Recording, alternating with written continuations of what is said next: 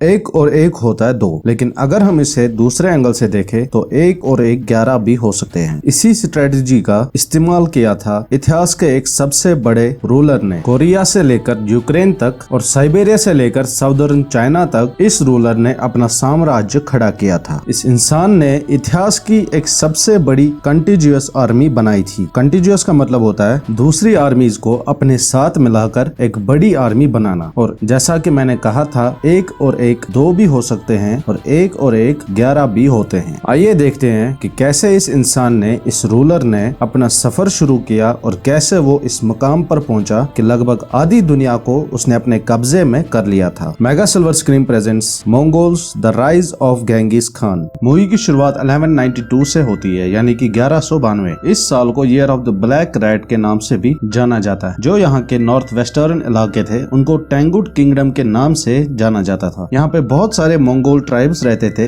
जिनके कई सारे सरदार हुआ करते थे और इनको खान्स कहा जाता था। इन ट्राइब्स की आपस में दुश्मनी हुआ करती थी क्योंकि ये लोग ज्यादा पावर हासिल करने के लिए आपस में लड़ते रहते थे और इन लड़ाइयों में बहुत सारे लोग मारे जाते थे। मंगोल्स के बीच में कोई भी रूल नहीं हुआ करता था। इसके बाद हम एक आदमी को देखते हैं जिसका नाम होता है यसुगाई और ये वेस्ट साइड से एक छोटा मोटा खान होता है। यसुगाई एक सफर पे निकला है और उसके साथ उसका बेटा भी है जिसका नाम है टेमुजिन और ये अपने बेटे के लिए एक बीवी ढूंढने के लिए निकले हैं। रात होने पर ये एक दोस्त के यहाँ पर रुकते हैं। टेमुजिन अपने हॉर्स के पास होता है, तभी उसके पास एक छोटी लड़की आती है जिसका नाम होता है बोट। टेमुजिन उसको अपना नाम बताता है और उसे इस ट्रिप के बारे में बताता है। तो बोट उसे कहती है कि तुम्हें मुझसे शादी करनी चाहिए। टेमुजिन के फादर एक ऐसी बीवी चाहते हैं जो कि एक मजबूत समुदाय से बिलोंग करती हो, लेकिन बेटे के जिद करने पर वो उसे इसी ट्राइब में से एक लड़की चुनने की इजाजत देता है और वो बोट को चूज करता है। इसके बाद ये लोग यहाँ पे सेलिब्रेट करते हैं, लेकिन ये दोनों तभी आपस में एक साथ रह सकते हैं जबकि ये 5 साल के होंगे। जाने से पहले वो बोट से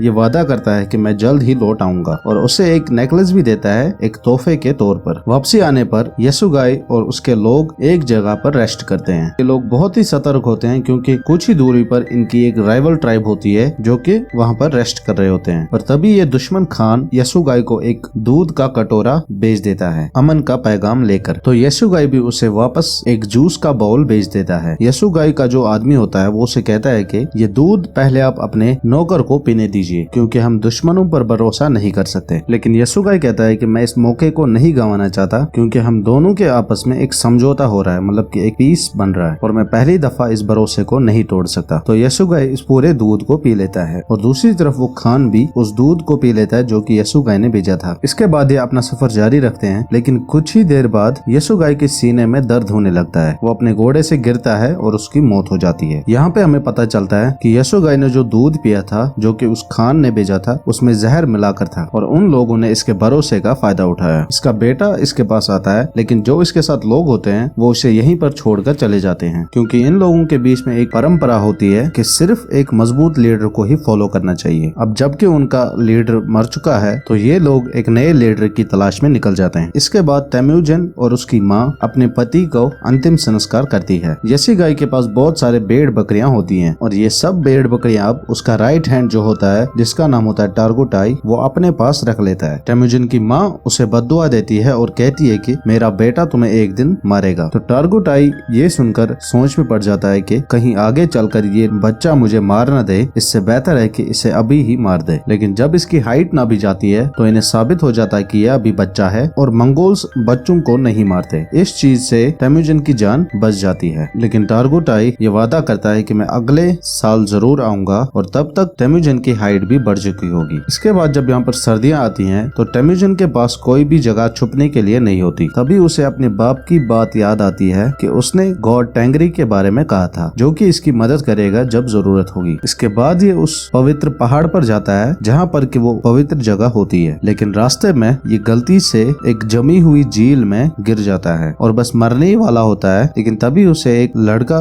बचा लेता है जो कि इसी की एज का होता है और इसका नाम होता है जमुखा। जमुखा और उसका बड़ा भाई टेमुजिन को अपने घर लेकर आते हैं। वो उसको खाना पानी देते हैं और टेमुजिन इनका शुक्रिया अदा करता है कि इन्होंने इसकी जान बचाई थी। तभी जमुखा इसे अपना भाई बनने को कहता है। वो अपना हाथ काटता है और वो अपना खून टेमुजिन के दूध में मिला देता है और उसे पीने को कहता है और अब से ये लोग एक दूसरे के खून से भाई है। अगली सुबह यहाँ पर टारगुटाई आता है जो कि अभी भी टेमुजिन को ढूंढ रहे हैं ताकि उसे मार सके। वो उसे पकड़ लेते हैं और अपने साथ ले जाते हैं, लेकिन टेम्युजिन की हाइट अभी भी नहीं बड़ी होती है, तो ये लोग टेम्युजिन को कैदी बना कर रखते हैं जब तक कि टेम्युजिन बड़ा नहीं हो जाता। यहाँ पर एक बूढ़ा आदमी होता है जो कि टेम्युजिन को रोज खाना खिलाता है और उसके जख्मों पर भी मलहम पट्टी लगाता है। कुछ दिनों के बाद ये इसकी हाइट फिर से नापते हैं, लेकिन ये अभी भी छोटा होता है। तभी यहाँ पर बारिश होने लगती है और सभी लोग अपने अपने टेंट्स में चले जाते हैं और ये बूढ़ा आदमी जो होता है वो इसी मौके का फायदा उठाकर टेम्युजिन को छुड़ा कर यहाँ से रिहा करता है। इसके बाद ये बच्चा उतना दौड़ता है जितना कि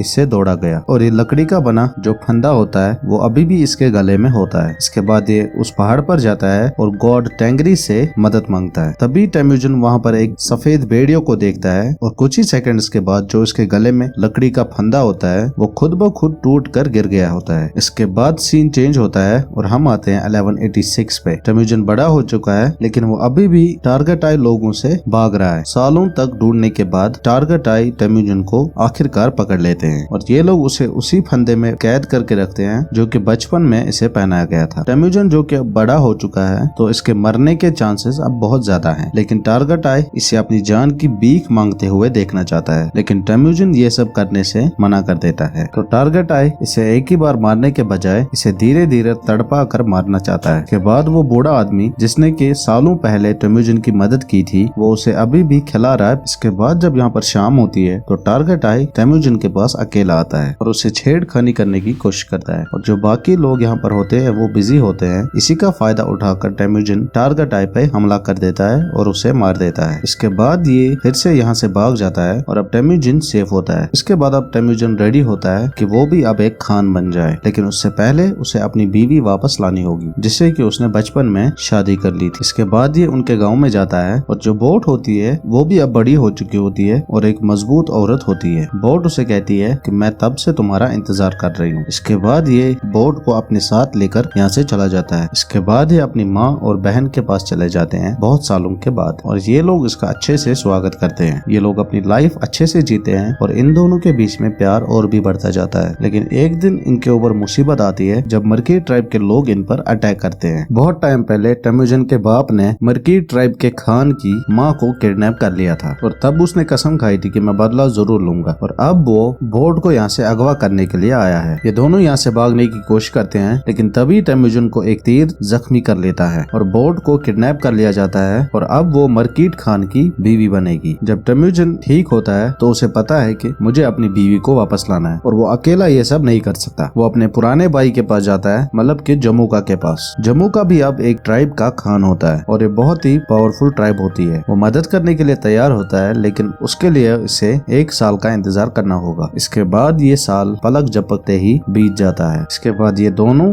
मरकी ट्राइब पे अटैक कर देते हैं। ये यहाँ पे सभी लोगों को मार देते हैं और यहाँ से जरूरी सामान भी अपने साथ उठा लेते हैं। इसके बाद यहीं पर एक टेंट में बोट होती है जो कि प्रेग्नेंट होती है, लेकिन टेम्युजिन इस बच्चे को भी अपना लेता है। शाम को ये सब यहाँ पर सेलिब्रेट करते हैं और अब टेम्युजिन के साथ कुछ लोग भी जुड़ चुके हैं, तो वो लोग उसे इस सारे सामान का जो भी यहाँ पर मिला है इसे बांटने को कहते हैं। तो टेम्युजिन सिर्फ 10% अपने पास रख लेता है और बाकी सब इन लोगों में बांट देता है और इससे पहले यहाँ पर ऐसा किसी ने नहीं किया होता है। और टेम्युजिन यहाँ पे मरने वालों के घर वालों को अपनी तरफ से कुछ तोहफे भी देता है। तभी यहाँ पर जमुका के जो 2 आदमी होते हैं वो इस सब को देख लेते हैं और वो टेम्युजिन के साथ जुड़ जाते हैं, क्योंकि मंगोल्स की अपनी मर्जी होती है, वो किसी के साथ भी जा सकते हैं और जमुका इस बारे में कुछ नहीं कर सकता। लेकिन जमुका ये सब बर्दाश्त नहीं कर पाता और उसके दिल में टेम्युजिन के खिलाफ नफरत पैदा होती है। इसके बाद टेम्युजिन के जो सिपाही होते हैं वो एक आदमी को इनके घोड़े चुराते हुए देख लेता है। इसके बाद ये लोग इसके पीछे पड़ते हैं और उसे गलती से मार देते हैं। जब ये लोग देखते हैं तो पता चलता है कि ये चोर कोई और नहीं बल्कि जमुका का भाई है और इस घटना के बाद जमुका